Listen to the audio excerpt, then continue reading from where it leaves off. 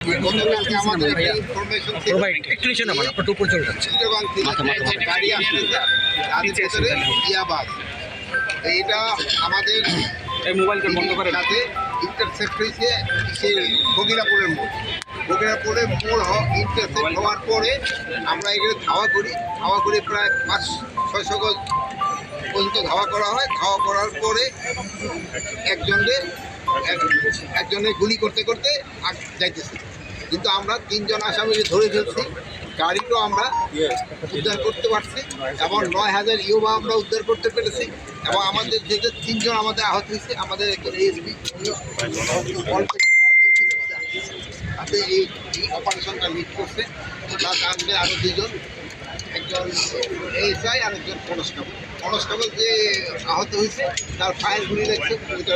গত রাত্রে ওইটা ওনারা আমরা এখন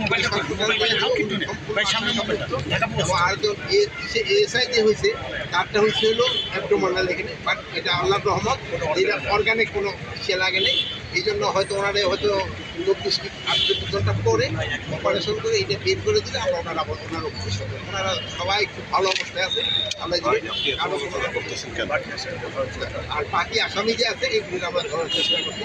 এরা এই হসপিটালের যে 2 জন আছে সবাই আশঙ্কা করছে। মানে সুনির্দিষ্ট আপনাদের কাছে কি তথ্য ছিল যার জন্য ওখানে চেকপোস্টটা বসালেন? এবং সুনির্দিষ্ট তথ্য ছিল যে তারা ইয়া বানিয়ে আসতে এবং ভয় ছিল দিতে।